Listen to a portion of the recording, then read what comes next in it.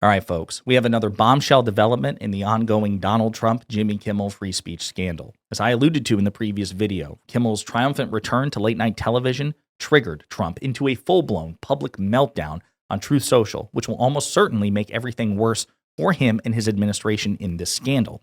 Not only did he once again threaten government retaliation for Kimmel being back on air, he's also threatening lawsuits against Kimmel and ABC. But even more than that, he accidentally torpedoed the bullshit lies of his desperate MAGA Republican cultists who tried to pretend that Trump had nothing to do with Kimmel getting kicked off the air in the first place.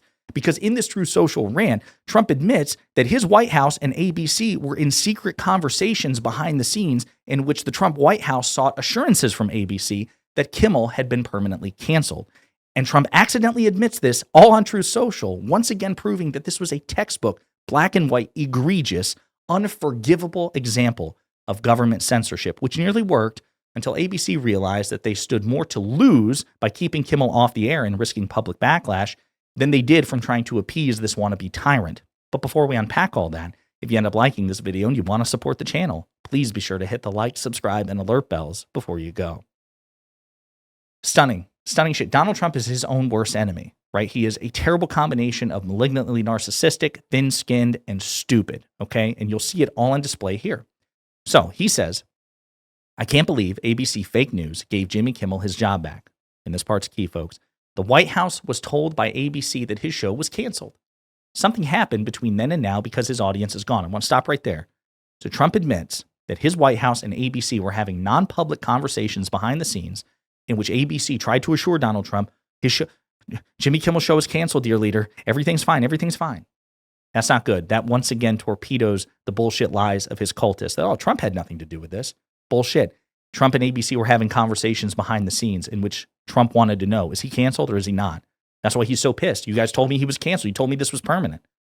Something happened between then and now, and because his audience is gone and his talent was never there. Why would they want someone back who does so poorly, who's not funny, and who puts the network in jeopardy by playing 99% positive Democrat garbage?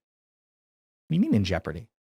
Sir, are you threatening government reprisal again in public, doing the very sort of thing that your FCC chairman Brendan Carr did, which put you all in this mess to begin with? He sure is. He sure is doing that. Kimmel is yet another arm of the DNC, and to the best of my knowledge, that would be a major illegal campaign contribution. So again, it's all election interference to him. Oh, you say something nice about the Democrats and say something mean about me? That's election fraud. That's election interference. I think we're going to test ABC out on this. Let's see how we do. Last time I went after them, they gave me $16 million. This one sounds even more lucrative. A true bunch of losers. Let Jimmy Kimmel rot in his bad ratings. So there you have it. Trump gets triggered.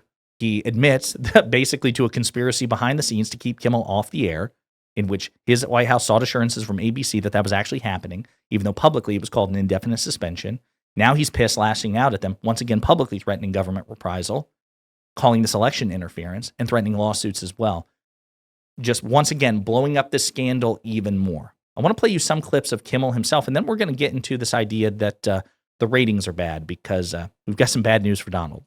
And I wonder, how did that guy turn into this guy? Who would you like to see replace Kimmel on late night? Well, a lot of people, anybody could replace him. The guy had no talent. Kimmel look, he was fired. He had no talent. He's a whack job, but he had no talent. And more importantly than talent, he had no, because a lot of people have no talent, they get ratings. But he had no ratings. Well,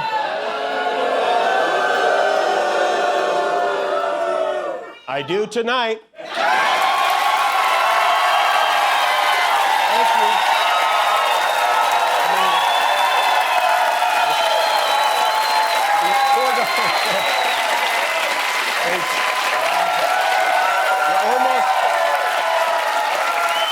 You almost have to feel sorry for him.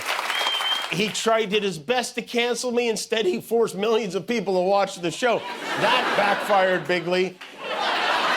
He might have to release the Epstein files to distract us from this now.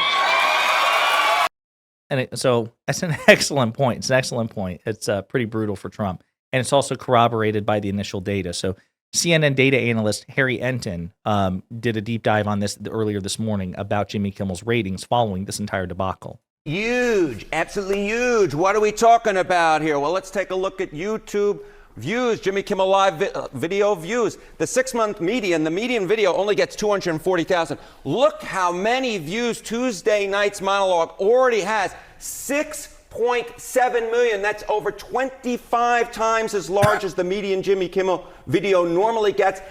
I'll point out that at the time of recording this video, it's like at 11 million views. So it's nearly doubled since just the couple of hours where Harry Enton recorded this. And I was looking, it is by far the largest video in at least 6 months. So if Donald Trump's idea was to give Jimmy Kimmel more press and more viewership, he absolutely did so. Of course, I don't think that is what Donald Trump intended to do.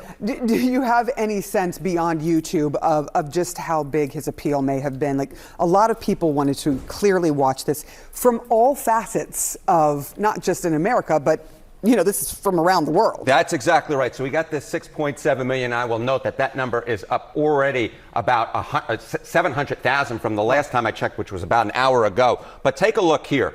Record high Google searches last night for what time is Jimmy Kimmel on? You wouldn't have to check what time Jimmy Kimmel was on if you were a regular viewer. The reason that people were checking what time Jimmy Kimmel was on, because he was potentially pulling in a lot of viewers who normally didn't watch. And get this, it was up over 10,000%. My goodness gracious. This, of course, dates all the way back since 2004, basically since Jimmy Kimmel was first on the air. So no, it was not just on YouTube. There was a ton of interest, what we're talking about nationwide, worldwide, in terms of what time was Jimmy Kimmel on, because I don't normally watch him, but maybe I want to take a gander because maybe I'm interested to hear what he has to say. Jimmy Kimmel himself sort of said, look, when Disney did this, I went to them, I didn't like it, but he also said thank you to Disney for keeping his show on.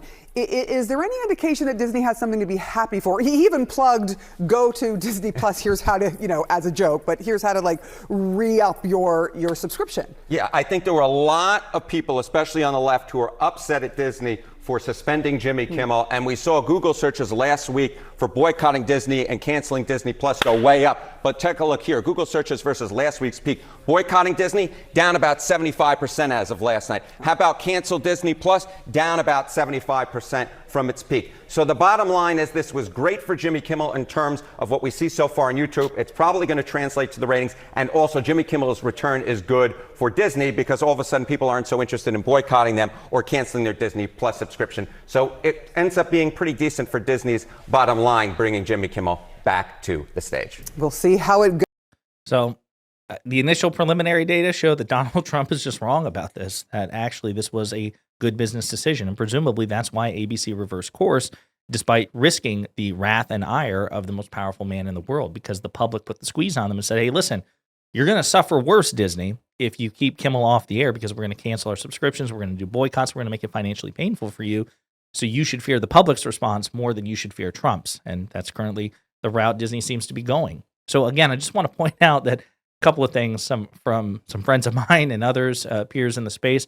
Micah Irfan pointing out that, again, at Trump's rant, he gives the game away. Republicans, Trump wasn't involved in getting Kimmel canceled. Trump, I was involved and I'm going to try again.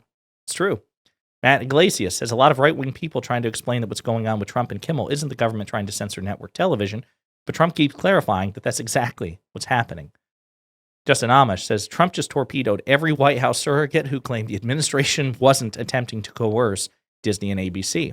Again, that's true. John Favreau, Pod Safe America. Number 1, Trump's government publicly threatens TV network for running a show that mocks the president. Number 2, the show is suspended. Number 3, Trump defenders claim the government had nothing to do with it. Number 4, show comes back. Number 5, Trump publicly threatens TV network again. Brad Palumbo, who's, and again, I'm sick, I apologize for that. Brad Palumbo, who's one of the only principled conservatives I'm aware of in the space, the guy who actually went on Fox News and humiliated MAGA Fox News host Will Cain on his own show about this very topic, says, I was repeatedly told this was a purely private business decision with no influence by the government. Laughing emoji. And then friend of the show, friend of mine, Brian Tyler Cohen, weird. I was told by everyone on the right that Kimmel's show being pulled was a business decision, and yet Trump just threatened to sue ABC for allowing him back on the air. So yeah, Trump just totally made an ass not only out of himself and his administration, but all of the dipshits and liars who tried to pretend that he had nothing to do with Kimmel's cancellation in the first place. Because of course he did. It was confirmed in the facts, confirmed in the investigative reporting at the time, and has since been subsequently confirmed by Donald Trump himself. Pretty humiliating. In the meantime, let me know what you think in the comments.